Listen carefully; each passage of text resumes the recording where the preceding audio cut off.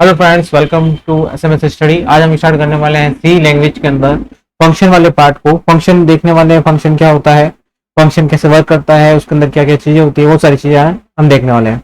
Function is a group of statement that together perform a task. Every C program has at least one function which is main function. Okay, means function क्या होता है? Function एक group होता है statements का जो क्या करता है, एक टास्क को परफॉर्म करने के लिए बनाया जाता है या किसी स्पेशल वर्क के लिए बनाया जाता है, वो आपका एक फंक्शन कहलाता है। और किसी भी सी लैंग्वेज के अंदर एक मैन प्रोग्राम जरूर होता है जो क्या करता है, जिसके अंदर सारी जितने भी स्टेटमेंट है या जो मैन स्टेटमेंट है वो सारे के सारे उस मैन फंक्शन के अंदर आते हैं। You can divide up to your code into separate function. How you divide up your code among different function is up to you, but logically the division usually is so each function perform a specific task। कहने का मतलब यह है कि आप अपना जो code है वो कितने ही भागों में बांट सकते हैं, लेकिन आपको क्या करना होगा, वो जो भाग आप बांट रहे हैं या आप उसके अंदर जो फंक्शन बना रहे हैं वो फंक्शन किसी स्पेसिफिक टास्क के लिए हो या फिर किसी स्पेशल चीज के लिए जो आप उसके बना रहे हैं, उसके लिए आप उसके अंदर उस फंक्शन को क्रिएट कर रहे हैं। ओके, और function declaration tells the compiler about function's name, okay, return type and parameters. और function definition provides the actual body of the function. अब फंक्शन का डिक्लेरेशन क्या करता है? डिक्लेरेशन किसी भी कंपाइलर को यह बताता है कि उस फंक्शन का नाम क्या है, उसका रिटर्न टाइप क्या है और उसके पैरामीटर क्या रहने वाले हैं। ओके, डिक्लेरेशन हो गया। अब बात आती है डेफिनेशन की। डेफिनेशन क्या करती है? और function definition provides the actual body of the function, means जो भी स्टेटमेंट होते हैं या जो भी आप वर्क करने वाले हैं उसके अंदर वो सारा का सारा डेफिनेशन के अंदर आता है। The C standard library provides numerous built-in function that your program can call. For example, function star cat to concatenate two strings, function mem cpy to copy one memory location to another location and many more functions। Okay, means आपके पास एक सी standard की library है, जो मैंने आपके पहले की video के अंदर भी आपको बता रखा है कि आपके पास सी की एक लाइब्रेरी होती है जो प्री डिफाइंड फंक्शन होते हैं उसके अंदर। ओके, अब उसके अंदर बहुत सारे प्रोग्राम है। यहाँ पे एक एग्जांपल ले रखा है स्टार कैट का, str cat and MEMCPY, means आपका जो मेमोरी कॉपी है और स्टार को स्ट्रिंग को कॉन्केटिनेट करना है, वो सारा का सारा इसके अंदर आपको बता रखा है। अब आप कहते हैं कि इसके अंदर जो भी लाइब्रेरी है वो लाइब्रेरी क्या करती है? लाइब्रेरी आपकी प्री डिफाइंड फंक्शन को पहले से स्टोर करके रखती है। ओके, जिसके लिए आपको क्लास के ऊपर आई फंक्शन के अंदर आपको एक लिंक मिल जाएगा, वहां पे आपको उसकी क्लास के बारे में पता चल जाएगा। अब नेक्स्ट देखते हैं। और function is non with various names like a method और सब रूटीन और अ प्रोसीड्यूर etc। फंक्शन क्या करता है? फंक्शन के अंदर बहुत सारे नेम्स होते हैं, ठीक है, मींस उसके अंदर बहुत सारे मेथड्स होते हैं, उसके अंदर बहुत सारे सब रूटीन फंक्शन होते हैं जो क्या करता है, किसी एक स्पेशल फंक्शन को या स्पेशल टास्क को पूरा करने के लिए बनाया जाता है। अब डिफाइनिंग ऑफ फंक्शन, फंक्शन को डिफाइन कैसे करें? ओके, तो क्या रहता है? सबसे पहले आता है आपका क्या, रिटर्न टाइप, फिर उस फंक्शन का नेम और उसके पैरामीटर लिस्ट, कौन कौन से आप पैरामीटर उसके अंदर सेंड कर रहे हैं। फिर आता है उसकी बॉडी ऑफ द फंक्शन, आप उसकी बॉडी क्या रखने वाले हैं वो उसके अंदर आता है। The general form of function definition is in C program language is follow. मैंने आपको बता दिया है, रिटर्न टाइप रहेगा, फिर फंक्शन का नेम आएगा और उसके बाद में फंक्शन का पैरामीटर आएगा। फंक्शन की definition in C programming language consist of a function header and a function body. Here are all the parts of a function, means आपकी जो डेफिनेशन है उसके अंदर क्या क्या रहता है? डेफिनेशन के अंदर जो हेडर वाला पार्ट है, ठीक है, एक रहता है हेडर और एक रहता है बॉडी। हेडर के अंदर जितनी भी आप डेफिनेशन डालते हैं या फिर आप जितना भी आप उसको इंक्लूड करना चाहते हैं, मींस आप लाइब्रेरी से कोई भी स्ट्रिंग इंक्लूड करना चाहते हैं, आप कोई मैथ फंक्शन इंक्लूड करना चाहते हैं, तो वो रहता है हेडर के अंदर। ओके, और उसके बाद में जो फंक्शन की बॉडी वाला पार्ट है, अब बॉडी वाला पार्ट क्या करता है? जिसके अंदर आपके सारे के सारे स्टेटमेंट रहते हैं। क्या क्या चीजें होती है? सबसे पहले देखते हैं रिटर्न टाइप।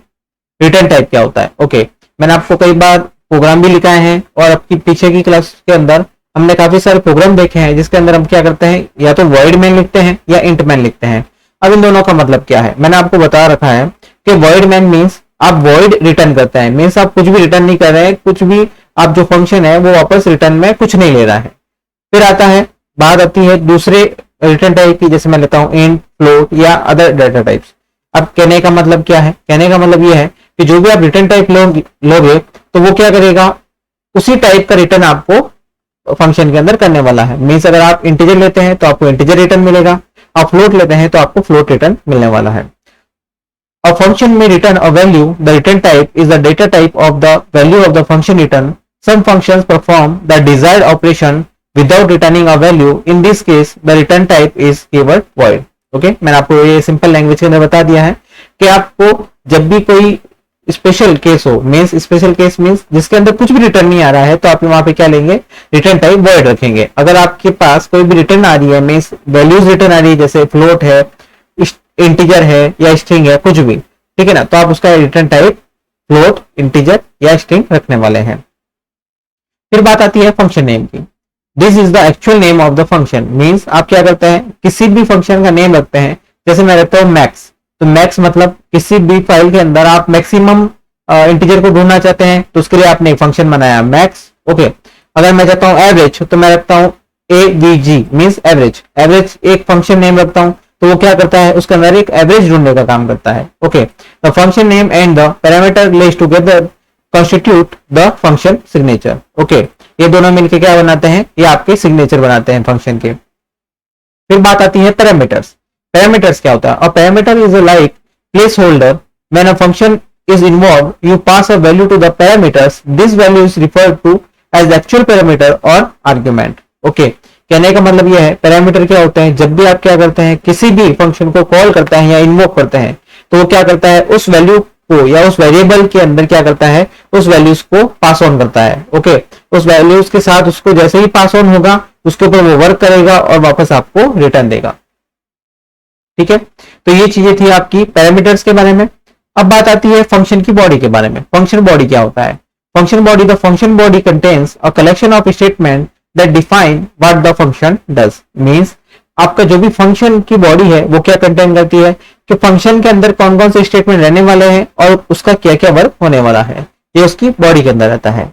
अब एक एग्जाम्पल से मैं आपको बता देता हूं कि मैंने एक एग्जाम्पल बनाया है, उसके अंदर एक मैंने फंक्शन बनाया है, वो फंक्शन क्या वर्क कर रहा है, कैसे वर्क कर रहा है, क्या उसका रिटर्न टाइप रहने वाला है, वो सारी चीजें। यहाँ देखिए, मैंने यहाँ पे बनाया है मैक्स फंक्शन। अब दो इंटीजर लिए हैं, दो इंटीजर में से कोई भी एक इंटीजर वापस रिटर्न आएगा जो मैक्स होगा। Okay, function returning the max between two numbers. अब मैंने यहाँ पे इंट लिया है, इंट मैक्स। यहाँ इंट क्या है, यहाँ आपका इंट रिटर्न टाइप है। फिर बात आती है मैक्स। मैक्स क्या है, मैक्स उस फंक्शन का नेम होने वाला है। फिर आती है इंट num1। ये क्या है, int num1 and int num2। ये है फंक्शन के पैरामीटर्स जो क्या करेंगे, उसकी वैल्यूज को होल्ड करेंगे। अब यहां बात आती है कि आप इसको रन कैसे करेंगे। इंट रिजल्ट,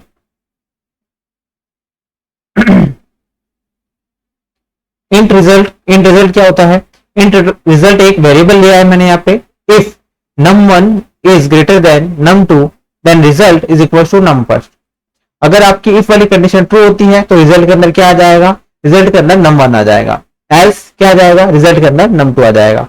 इससे क्या होगा, इससे ये होगा कि अगर कोई भी कंडीशन ट्रू होती है तो जो मैक्सिमम वैल्यू होगी वो क्या करेगी, वो उसके अंदर रिजल्ट के अंदर सेव हो जाएगी और आप आउटपुट के अंदर आपको क्या मिलेगा, आपको रिजल्ट मिलने वाला है। फिर बात आती है फंक्शन डिक्लेरेशन की। और function declaration tells the compiler about a function name and how to call the function.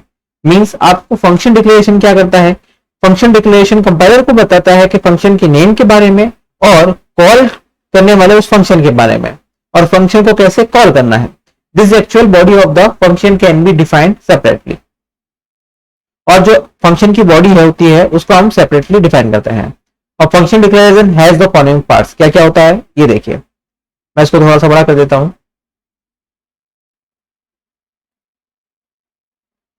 Okay, ये देखिए, रिटर्न टाइप, फंक्शन का नेम और उसकी पैरामीटर लिस्ट आने वाली है। ओके, अब नेक्स्ट देखते हैं। जैसे यहाँ पे लिख रखा है मैंने इंट के बाद में मैक्स और इंट num1 और इंट num2, आपको विजिबल होगा। ये देखिए, थोड़ा इसको बड़ा कर देते हैं। ये देखिए, यहाँ पे इंट मैक्स, इंट num1 रहने वाला है और इंट num2 रहने वाला है। तो ये क्या है, फंक्शन का डिफाइन कर रहा है कि ये फंक्शन क्या है। मीन्स इंट तो क्या है, इसका रिटर्न टाइप है, मैक्स उसका नेम है, इंट num1 और इंट num2 इसके पैरामीटर्स हैं। ओके, अब यहां पे आते हैं। Function declaration is required when you define a function in one source file and you call that function in another file, in such case you should declare the function at the top of the file calling the function. Means अगर आप क्या करते हैं, एक function बनाते हैं और उसको एक फाइल से दूसरे फाइल में यूज करते हैं, तो आपको क्या करना होगा, in such case you should declare the function, means आपको उस फंक्शन को डिक्लेयर करना होगा कहां पे, टॉप ऑफ द फाइल के अंदर. कॉलिंग अ फंक्शन, फंक्शन को कॉल कैसे किया जाता है, ये सबसे मोस्ट इंपोर्टेंट पार्ट है, आप इसको स्किप मत कीजिएगा. While creating a C function, you give a definition of what the function has to do, and to use a function, you will have to call the function to perform the defined task. Okay ये function के बारे में है कि हम जब भी function को कॉल करते हैं तो फंक्शन क्या करता है, एक स्पेशल जो टास्क होता है उसको कंप्लीट करता है. अब यहां बात आती है, when a program calls a function, program control is transferred to the call function. Means आप जब भी किसी फंक्शन को कॉल करते हैं तो प्रोग्राम का पूरा कंट्रोल उस फंक्शन के पास ट्रांसफर कर दिया जाता है, किसके द्वारा, कंपाइलर के द्वारा. और call function perform defined task, means आपको जो भी डिफाइन किया गया है उस टास्क के अंदर उस टास्क को कंप्लीट करता है.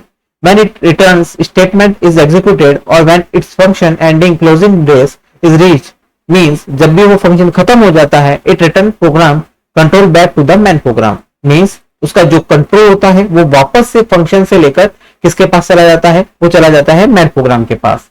To call a function you simply need to pass the required parameter along with function name, and if function return a value then you can store returned value. For example, आप देखने वाले हैं, कहने का मतलब है जब भी आप किसी फंक्शन को कॉल करते हैं, कॉल करने के बाद वो क्या करता है, उस पैरामीटर को पास करता है उसके पास, उन पैरामीटर को पास करने के बाद उसके ऊपर वर्क किया जाता है, मीन्स उसके ऊपर स्पेशल टास्क परफॉर्म होता है.